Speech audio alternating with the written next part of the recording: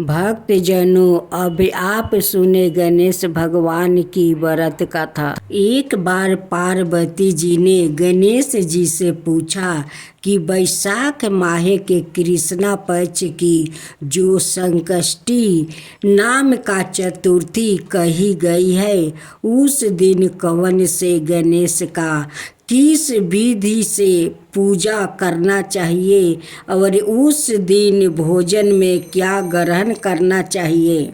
गणेश जी ने उत्तर दिया, हे माता, वैशाख कृष्णा चतुर्थी के दिन बर्क ढूंढ नाम का गणेश जी की पूजा व्रत करनी चाहिए और भोजन में कमल गुट्टे का हलवा लेना चाहिए।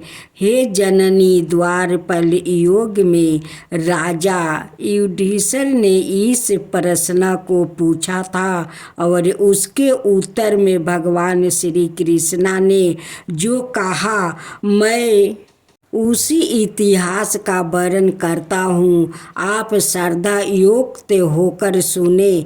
भगवान श्री कृष्णा ने बोले, हे राजन, इस कल्याणी दात्री चतुर्थी का जिसने व्रत किया है और उसे जो फल प्राप्ति हुआ है, मैं उसे ही तुमसे कह रहा हूँ। प्राचीन काल में एक रंती देव नाम का प्रतापी राजा हुआ करता था। जिस प्रकार आग तीन समूह को जला डालती है, उसी प्रकार वो अपने पुत्रों को विनाशक थे। उनकी मित्रता यम, कुबेर, इंद्रादि के देवों से थी। उन्हीं के राज्य में धर्म केतु नाम का एक श्रेष्ठ ब्राह्मण रहते थे। उनके दो स्त्रियां थी, एक का नाम सुशीला और दूसरी का नाम चंचला था। सुशीला नित ही कोई ना कोई व्रत किया करती थी, फलत उसने अपने शरीर को दुर्बल बना डाला था। इसके विपरीत चंचला कभी भी कोई व्रत, उपवास आदि ना करके भर पेट भोजन करती थी। इधर सुशीला को सुंदर लक्षणों वाली एक कन्या हुई और उधर चंचला को पुत्र रत्न की प्राप्ति हुई। यह देखकर चंचला बारंबार सुशीला को ताना देने लगी, अरे सुशीला, तूने इतना व्रत उपवास करके शरीर को दुर्बल बना डाली, फिर भी एक कुशकाय कन्या को जन्म दिया। मुझे देख, मैं कभी व्रती के चक्कर में ना पड़ कर हष्ट पुष्ट बनी हुई हूँ और वैसे ही बालक को भी जन्म दिया है। अपनी सवत का वियोग बाण सुशीला का हृदय में चुभने लगा। ओ पतिव्रता विधवत गणेश जी की उपासना करने लगी। जब सुशीला ने भक्ति भाव से संकटनाशक गणेश चतुर्थी का व्रत किया तो रात्रि में वरदायक गणेश जी ने उसे दर्शन दिया। श्री गणेश जी ने कहा, हे सुशीला, तेरी आराधना से हमें अत्यधिक संतोष है। मैं तुम्हें वरदान दे रहा हूँ कि तेरी कन्या के मुख से मोती और मूंगा प्रवाहित होते रहेगा। हे कल्याणी, इससे तुझे सदा प्रसन्नता रहेगी। हे सुशीला, तुझे वेद शास्त्र वचत एक पुत्र भी होगा। इस प्रकार का वरदान देकर गणेश जी वहाँ से अंतर्ध्यान हो गए। वरदान प्राप्ति के फल स्वरूप उस कन्या के मुख से सदाए मोती और मूंगा झरने लगे। कुछ दिनों के बाद सुशीला को एक पुत्र उत्पन्न हुआ। तदंतर धर्म केतु का स्वर्गवास हो गया। उनकी मृत्यु के उपरात चंचला घर का सारा धन लेकर दूसरे घर में जाकर रहने लगी, परंतु सुशीला पति गिरह में रहकर ही पुत्र और पुत्री का पालन पोषण करने लगी। अपनी कन्या के मुंह से मोती मूंगा गिरने के फलस्वरूप रूप सुशीला के पास अल्प समय में ही बहुत सा धन एकत्र हो गया। इस कारण चंचला उसे ईर्ष्या करने लगी। एक दिन हत्या करने के उपदेश में चंचला ने सुशीला की कन्या को कुएं में धक्का दिया। उस कुएं में गणेश जी ने उसकी रक्षा की और वो बालिका सकुशल अपनी माता के पास लौट आई। उस बालिका की जीवित देखकर चंचला का मन गहीन हो उठा। वो सोचने लगी कि जिसकी रक्षा ईश्वर करता है उसे कौन मार सकता है। इधर सुशीला अपनी पुत्री को पुण्य प्राप्ति कर प्रसन्न हो गई। पुत्री को छाती से लगाकर उसने कहा, श्री गणेश जी ने तुझे पूर्ण जीवन दिया है, नाथों के नाथ गणेश जी ही है।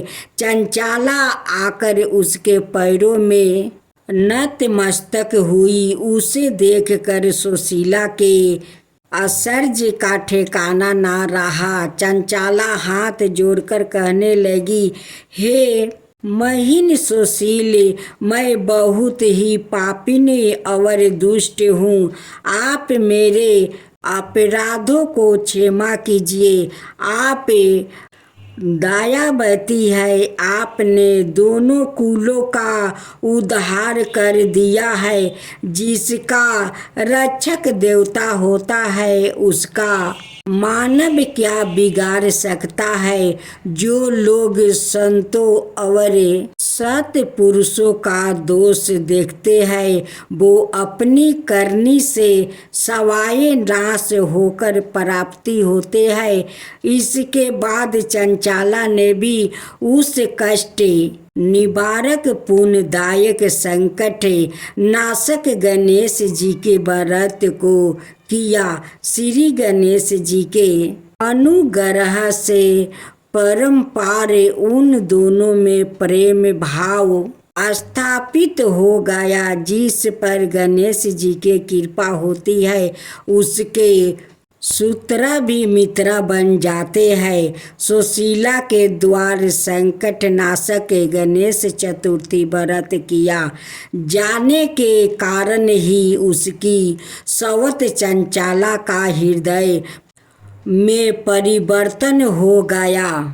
श्री गणेश जी कहते हैं कि हे देवी, पूरा काल का पूरा वृत्तांत आपको सुना दिया है।